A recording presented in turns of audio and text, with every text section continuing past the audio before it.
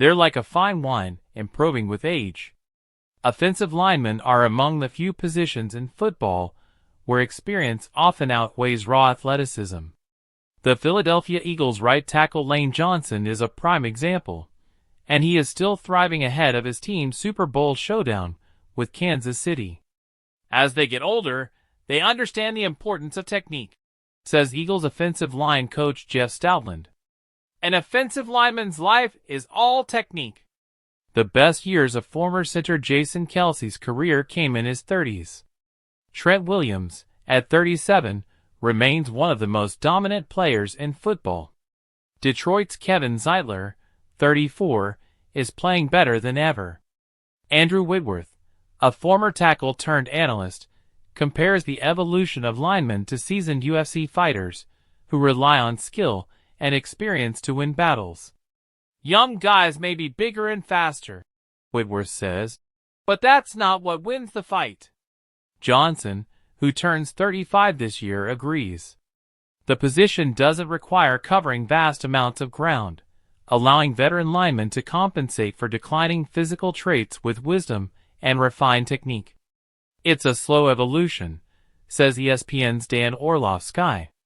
Many linemen start big and strong, but their skills develop over time. The older they get more skillful, they get smarter, Orlovsky says. And that's why they thrive later in their careers. Good technique is the foundation. Poor hand placement, blousy footwork, or panic-induced reactions far more than physical limitations lead to failure. The best linemen learn to control their bodies, move efficiently, and outthink their opponents. Chiefs offensive line coach Andy Heck, who played in the NFL for 12 seasons, understands the learning curve.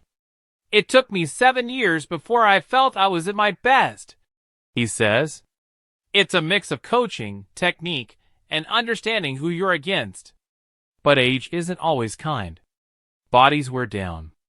Explosiveness fades. There's a point where experience can only carry a player so far. For some, like Jason Peters, that threshold comes later. He was still playing at 42. Strength and mobility are crucial. Young linemen entering the league today are often more agile, but lack the foundational power of their veteran counterparts. Whitworth remembers entering the NFL in 2006, relying on brute strength rather than flexibility.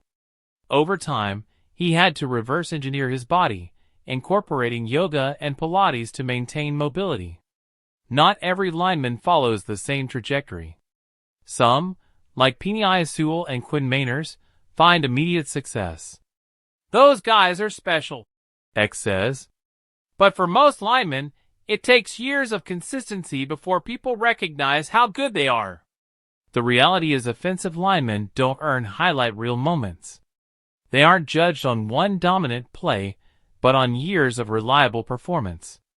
Over time, names that were once overlooked become synonymous with excellence. The longer you play, says Eagles tackle Jordan Mailata, the more you refine your craft. Lane's a prime example. Kelce was a prime example.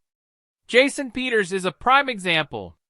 Some players might never get the fanfare of skill position stars, but those who grind through the years, perfecting their craft, eventually get their due.